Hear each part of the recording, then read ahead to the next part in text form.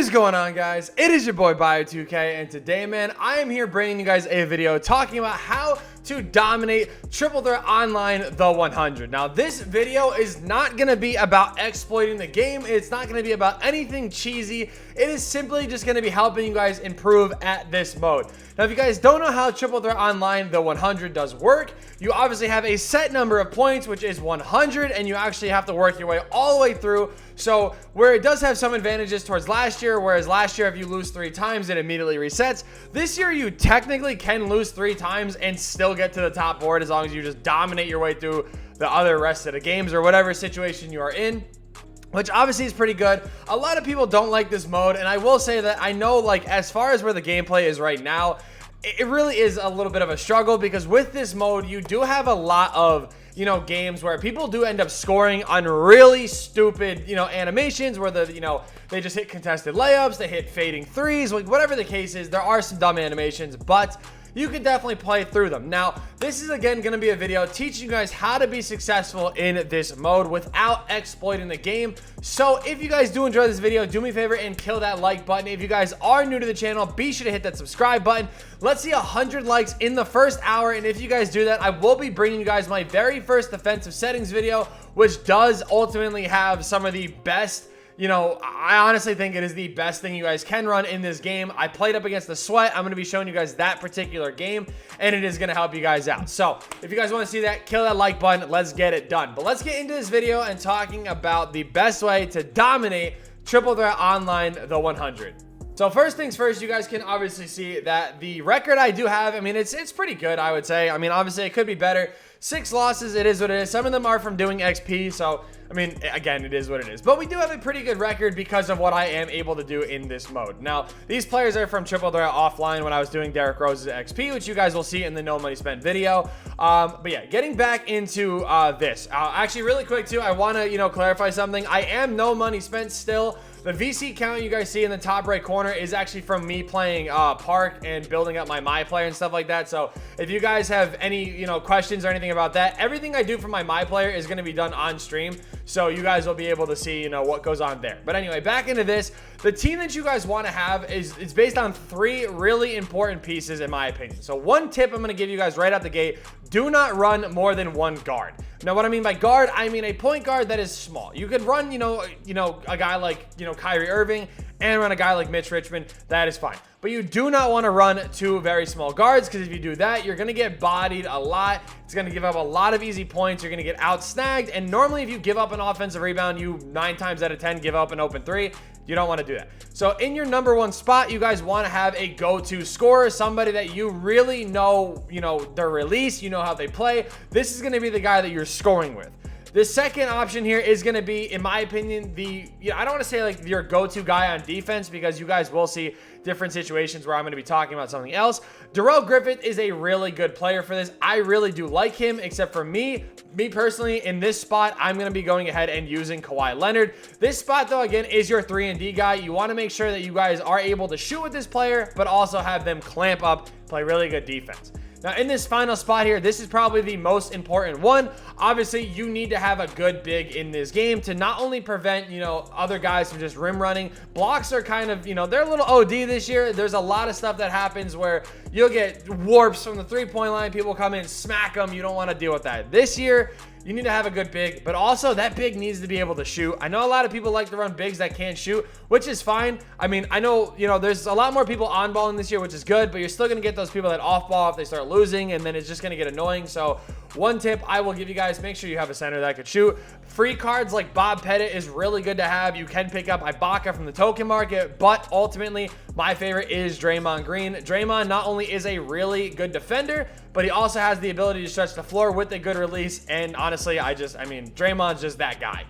In the background here, you guys are actually going to be seeing some games that I have played, or I actually did play yesterday. And the reason why I'm doing this in a post-com way is because I cannot stand, I'm not even going to lie, I cannot stand trying to record videos while I'm also playing online. The reason why is it drives me nuts, and I mess up on my words a lot, and I don't really want to do that. So I want to show you guys the tips on really how to improve in the actual game. So right here, we do give up an open dunk, which does kind of suck. But I will say this game was really good. My opponent really wasn't that bad. He was running a good team with Peja. He was running Peja, Shaq, and Fred VanVleet, so he was actually using a good team. Now, you guys can see here that, again, in this game, that spot right there is really important. The number one tip I'm going to give you guys is by using one of those defenders that I was just talking about to press up on the inbound. It may be a little bit sweaty, but in a mode where you're trying to give up the least amount of points, you need obviously the most amount of stops you can possibly get. And that money spot right there on the free throw line is really good. A lot of people like to inbound the ball and then immediately try to pass the ball to the other side for whatever reason. I don't know why people do that. They just tend to do that.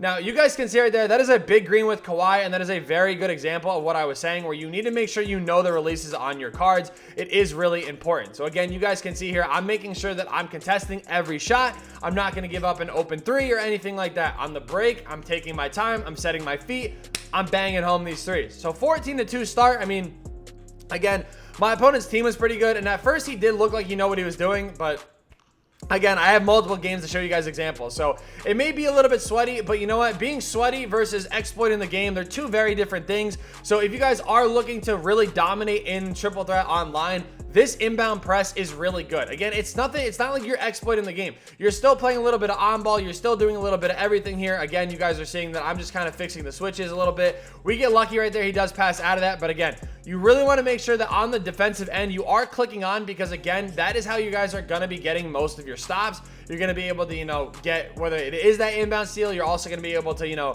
bump them a lot. People get uncomfortable, and then you have to know to time it perfectly that when you are bumping somebody a lot, what happens is 9 times out of 10 is that when they get bumped and they start getting annoyed, they immediately look to pass the ball. That is where you really want to take advantage of it. So you guys can see here, I'm all over that with Kawhi. That was me clicking back and forth, making sure that I was sticking with them. And then again, right there, like I said, you make somebody uncomfortable, they will throw the ball at you 9 times out of 10. And you guys can see, this is really how you want to dominate. I mean, ideally, you want to give up, I think, 12 points per game, and this one we literally gave up, I think he scores here maybe. I think he does end up hitting the shot, which, I mean, yeah, we end up getting up 6 points, but that's not bad at all. Game number 2, you guys are going to see I'm doing the same thing again here. I'm trying to play those corners. Now, this second game, I'm going to give you guys another tip. So that first game, I really wanted to focus on defense of what you guys should do. Now, the second most important thing outside of making sure, you get people uncomfortable and you're pressing up into those inbounds, the second most important thing is watch those corners. Apparently, 2K released an update where corner dropping isn't going to be that much of an issue, but I'm going to say this right now to you guys. Make sure you guys watch those corners. Now, right there, I do end up doing, really bad. I'm actually going to rewind that really quick. I do end up playing that very poorly.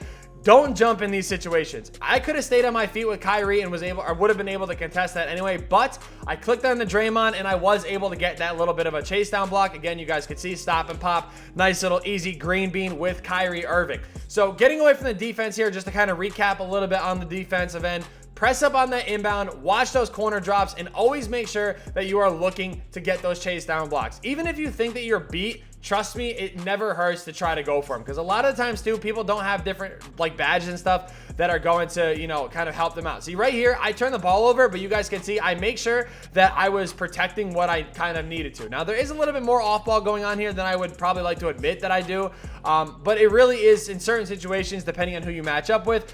It's what you have to do. Right there, though, I on-balled that entire situation with Draymond in the paint. I was able to get a stop that led to an open 3. So transitioning away from defense here, what I'm going to be talking about with offense is, again, players that you know the releases of are very, very, very important. It is really important you know these releases. It's something that you guys need to, be able to take advantage of. And you guys can see there, sometimes people hit stupid shots. It's just how the mode is. You guys see, I got frustrated. I paused the game on him.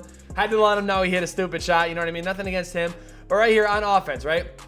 I'm attacking the rim. I'm waiting for those corner drops, and boom, we are lighting it up from 3. Now, I will say this. Ideally, you want to make sure that you guys are chasing these threes. I'm not going to say to only 3 hunt, because doing that, it's not really going to, it's not going to guarantee you a win. But the reason why I do personally 3 hunt is because it gets the games done a little bit faster. I know that I know how to green, and I'm good to go. Right here, again, is a prime example of what I'm talking about. So I miss a wide open three right here. That is on me 110%, but you guys can see my defense, I'm on balling. Look, this is all on ball right here. I'm sticking good defense. I get a block, and look at what it ends up leading into. A nice transition, corner three.